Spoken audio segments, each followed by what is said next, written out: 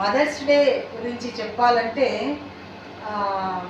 ప్రతిరోజు మదర్స్ డేని ఎట్లా మనము విమెన్స్ డే అనుకుంటాము ప్రతిరోజు మనదే అని, అలాగే మదర్స్ డే అంటే కూడా ప్రతిరోజు మదర్కు ఉన్న ఇంపార్టెన్స్, మదర్ యాక్టివిటీసు, తర్వాత మదర్ అండ్ చైల్డ్ ఆ యొక్క రిలేషన్షిప్ ఎప్పుడైనా ఎక్కడైనా అది కొంతకాలం అంటూ ఒక ఏజ్ అంటూ ఉండకుండా అలాగే ఒక కంటిన్యూటీ అని ఉంటుందన్నమాట.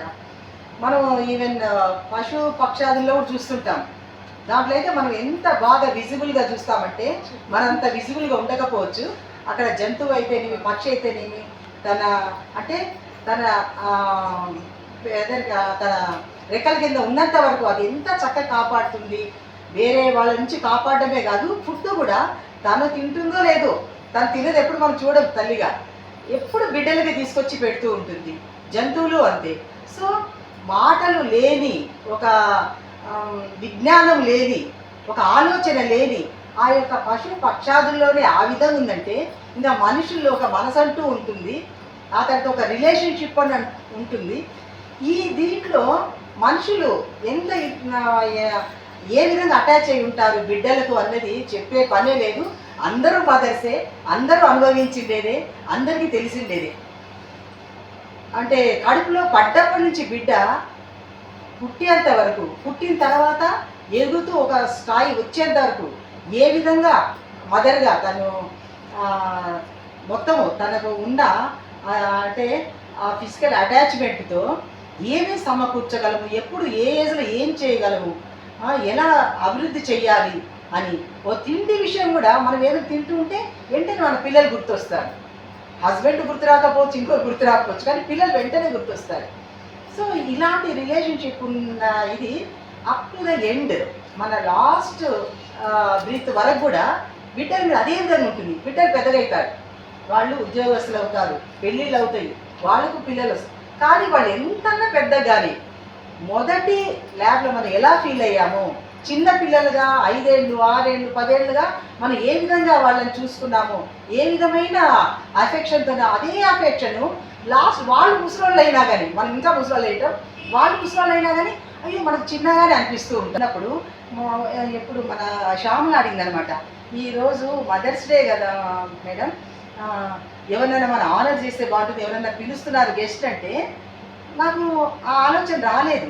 ఎందుకంటే ప్రతి మదరు ఒక బెస్ట్ మదర్, ప్రతి మదరు ఆ పొజిషన్లో, ఆ జాబ్లో, దీంట్లో వాళ్ళు విన్నరే. ప్రతి మదర్ విన్నరే. ఒక్కొక్కరు ఒక్కొక్క రకమైన ఫీల్డ్ కావచ్చు, ఇంకోటి కావచ్చు, వాళ్ళకున్న ఆ తరగతిని బట్టి, ఆ స్తోమతను ఏదన్నా కానీ mother is mother, she is the best mother. ఆ చైల్డ్కు ఆవిడే బెస్ట్ మదర్. ఇంకెవరో మదర్లు ఎవరో గురించి మనం ఆలోచించే అవసరం లేదు. ఉన్నారు, ఝాన్సీ లక్ష్మీబాయి ఉన్నారు, తెలుసు మనకు, వీపున కట్టుకొని బిడ్డను ఏ విధంగా ఫైట్ చేసింది ఏమి అని చెప్పి మనం చాలా దాంట్లో విన్నాము. మదర్ తెరిసా తను ఒక కార్నర్ చూస్తే ఓకే. కానీ ఇక్కడ నేను ఏమంటానంటే కొన్ని ఇలా తీసుకుంటే పెళ్ళయి పిల్లలైన వాళ్ళే కాదు మాతృమూర్తులు, ఆ మనసున్న, ఆ డెలికసీ ఉన్న, ఆ విధంగా అంటే ఒక సున్నితమైన భావంతో ఏదైనా షేర్ చేసుకున్నా, ఇంకోటిన్నా, బాధపడినా వాళ్ళు నిజంగా మాతృమూర్తులే. ఒక సున్నితమైన భావం ఉండాలి. అంటే పిల్లలు కాంత మాట్లాడిన వాళ్ళు అయ్యో వాళ్ళు అమ్మ కాలేదు, తల్లిగా ఆ యొక్క ఉండదని అనుకునేది లేదు. అది మనస్తత్వాన్ని బట్టి ఉంటుంది, వాళ్ళ యొక్క ఆలోచన పరిజ్ఞానాన్ని బట్టి ఉంటుంది, తర్వాత వాళ్ళు పెంచుకున్న ఆప్యాయతను బట్టి ఉంటుంది. కాబట్టి ప్రతి లేడీ కూడా మదరే కానక్కర్లేదు. ప్రతి లేడీకి ఎవరికైతే సున్నితమైన మనస్తత్వం ఉంటుందో, దాన్ని ఏ విధంగా తను నిలుపుకుంటుందో దాన్ని బట్టి ప్రతి ఒక్క లేడీ కూడా ఒక మాతృమూర్తి అని చెప్పి నేను అనుకుంటాను.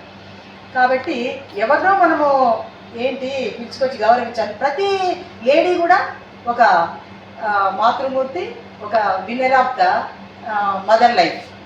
కాబట్టి అది ఈ విధంగా చెప్పుకుంటూ పోతుంటే ఇప్పుడు ఈ మధ్య మన ఈ పాల్గాం దీంట్లో జరిగిన వార్లో మురళీధర్ అనే అబ్బాయి 24 years, ఆ అబ్బాయి యుద్ధం రంగంలో చనిపోయింటే ఆ మదర్కి ఎలా ఉంటుంది, ఓన్లీ సన్ అంట, ఆ మదర్ ఎన్ని లక్షలు ఇచ్చినా ఎన్ని కోట్లు ఇచ్చినా ఆ బిడ్డను తీసుకురాలేము. అందరికి దేవుడు లేడనే మనిషి ఉన్నాడు కానీ అమ్మే లేదనే మనిషి లేడనే ఒక పాటలో కూడా ఉంది. అది చాలా 100% మాత్రం చాలా కరెక్ట్. ఎక్కడా లేని ప్రేమ, ఎక్కడ లేని అభిమానం అమ్మ దగ్గర మాత్రమే దొరుకుతుంది. అమ్మ పేదదైనా సరే చెడ్డదైనా సరే, మన ప్రపంచానికి చెడ్డదైనా కానీ బిడ్డలకు మాత్రం మంచిదే అమ్మ. అది మాత్రం ఎవరు కాదనలేని సత్యం అన్నమాట. తర్వాత ఈ అమ్మ బాధ్యత అంటే ఎన్నో ఇబ్బందులు పడి ఉంటాము, ఎన్నో కష్టాలు పడి ఉంటాము. అవన్నీ అన్ని కష్టాలు ఇబ్బందులు ఎమోషన్స్ అన్నీ పడే బిడ్డలు పెంచుతారు. ఏ తల్లి అయినా కూడా బిడ్డలు పెంచడం అనేది అంత సులభం కాదు. ఇప్పుడు మన బిడ్డలు వాళ్ళు గుర్తిస్తున్నారు ఎట్లా బిడ్డలు పెంచేది ఎంత కష్టము, మనల్ని కూడా మన అమ్మ వాళ్ళు ఎట్లా పెంచుంటారు కదా అని ఇప్పుడు వాళ్ళకి అర్థమవుతుంది. వాళ్ళు ఇప్పుడు అర్థం చేసుకుంటున్నారు. ఇంతకుముందు వాళ్ళకి అంత తెలిసేది కాదు, కానీ వాళ్ళ బిడ్డలు వాళ్ళు చూసుకునేటప్పుడు మనల్ని కూడా మన అమ్మ వాళ్ళు ఇట్లా చూసింటారు కదా అనే ఫీలింగ్ వాళ్ళకు కూడా వస్తుంది. మాతృమూర్తులందరికీ నమస్కారం. ప్రతి తల్లి తన బిడ్డ బాగోగలు తను నడుస్తుంటే, రాక్తుంటే, తింటుంటే ఎంత ఆనందపడుతుందంటే ఆ తీపిదనము చెప్తే అర్థం కాదు, అది అనుభవిస్తేనే అర్థమైంది. అవతార పురుషుడైన ఒక అమ్మకు బిడ్డే కాబట్టి నేను ఇంకా ఎక్కువ చెప్పాలనుకున్నా చెప్పలేరు, ఎందుకంటే చాలా ఉన్నాయి దాంట్లో చెప్పేకి. మిగతావన్నీ గిరిజా గారు రాధా గారు చెప్పేశారు. వాళ్ళు బాగోగోళ్ళు మనం చూడాలి అంటున్నాము. వాళ్ళ కోసమే మన జీవితం అంకితం చేస్తాము. మన కోసం అంటూ ఏది ఉండదు. ప్రతి నిమిషము వాడు ఏం చేస్తున్నాడు, పాప ఏం చేస్తుంది, ప్రతి నిమిషం వాళ్ళ గురించే ఆలోచనే తప్ప మన భర్త గురించి కానీ మన ఇంటితనం గురించి కానీ ఏం లేదు. తిన్నావా, ఫోన్ చేస్తేనే బాబు తిన్నావా, పాప ఫోన్ చేస్తేనే తిన్నావా. వాళ్ళకి 50 ఏళ్ళు వచ్చినా కానీ వాళ్ళు మనకు బిడ్డలే, కానీ వాళ్ళ గురించే ఆలోచన చేస్తాము.